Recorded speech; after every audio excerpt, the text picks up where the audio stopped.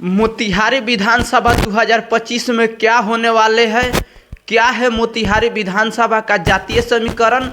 2020 में कितने वोटों से जीत हार का था फर्क? एक एक बिंदु पर करेंगे बात।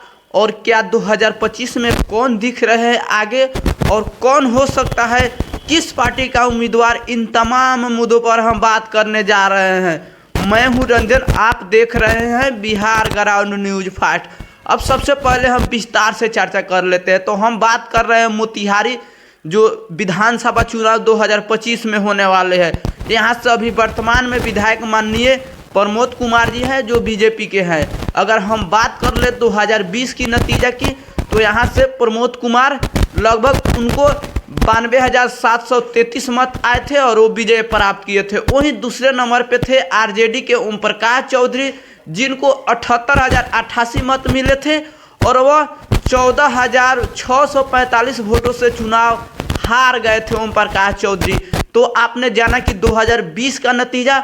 अब हम बात कर लेते हैं कि 2024 में लोकसभा का चुनाव हुआ था, इसमें जो यहाँ के राधा मोहन सिंह माननीय सांसद है उनको कितना मत मिला था? तो उनको 1,02,026 मत मिले थे और वह मोतिहारी विधानसभा से लीड किए थे और चुनाव जीते भी थे। और वहीं दूसरे नंबर पर राजेश कुशवाहा थे जो आरजेडी नहीं बल्कि वीआईपी पार्टी के उम्मीदवार थे और उनको 81,428 मत मिले थे और लगभग 20,000 का फर्क था।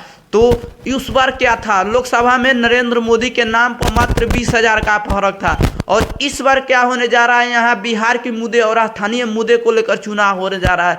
तो इस बार लड़ाई यहाँ बड़ी कड़ी हो गया है। और यहाँ हम बात कर ले मोतिहारी विधानसभा की वोट को, तो यहाँ 2020 के जो चुनाव हुआ उसके नतीजे 3,14,345 मत है। और आपने जाना कि कितना मत है मोतिहारी में। और यहाँ सबसे अहम अगर बात की जाए जातीय समीकरण, तो यहाँ जो मुस्लिम समाज आते हैं, यादव समाज आते हैं, वैश्य समाज आते हैं और यहाँ सबसे बड़ा चीज़ है कि सहनी समाज भी अच्छा पकड़ बनाए हुए हैं मोतिहारी विधानसभा में।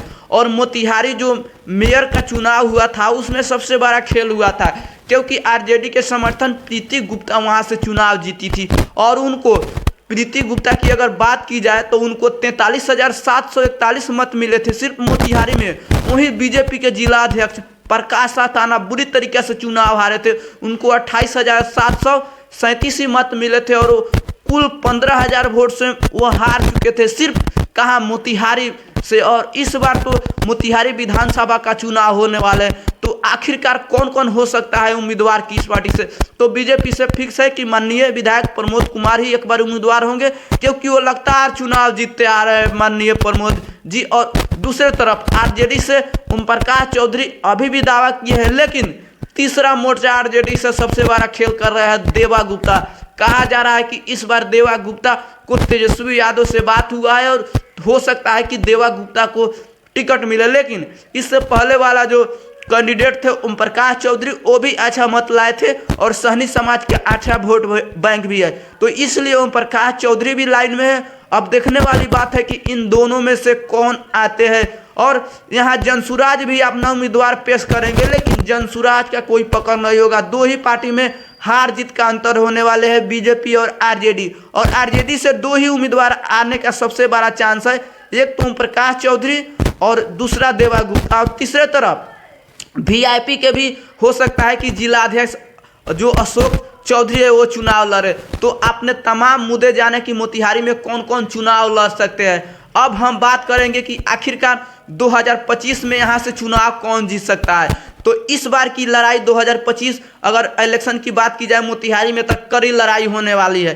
प्रमोद कुमार भले ही आसानी से जीत जाते हैं 3-4 टर्मों से, वो लगातार विधायक है यहाँ के, लेकिन इस बार ऐसा नहीं होने जा रहा है, क्योंकि अगर ओम प्रकाश चौधरी भी लड़ते हैं तो वहाँ मोतिहारी के इलाके में जिस तरीके से माननीय विधायक प्रमोद कुमार को एक तरफा वोट मिलता है, अब की बार नहीं होने वाला है, क्योंकि वो मेयर चुनाव में बता दिया था मोतिहारी के जनता। और वहीं अगर हम बात कर ले देवा गुप्ता, तो देवा गुप्ता की वो गढ़ है मोतिहारी। अगर आरजेडी से वो चुनाव लड़ते हैं तो काफ़ी मजबूत लड़ाई होगा। और सबसे बड़ा बात क्या है कि प्रमोद कुमार जो बीजेपी के उम्मीदवार है, वो जैसे कि मुख्यमंत्री का बीजेपी के कोई बिहार में उम्मीदवार नहीं दिख रहा है, इसलिए नीतीश कुमार के नाम पे लोग कुछ नाराज है, क्योंकि उनको पलटू चाचा कहते हैं। और दूसरे तरफ आरजेडी में तेजस्वी यादव ही मुख्यमंत्री का उम्मीदवार है।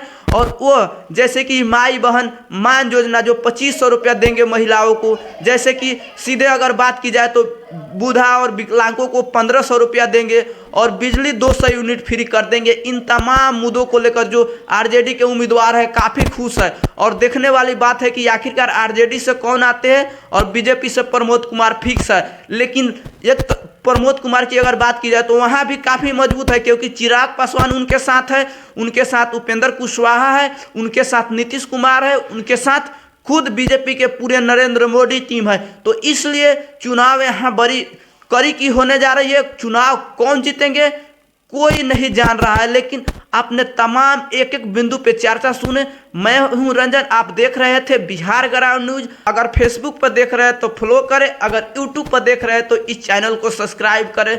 मिलते हैं अगले वीडियो में, तब तक के लिए धन्यवाद।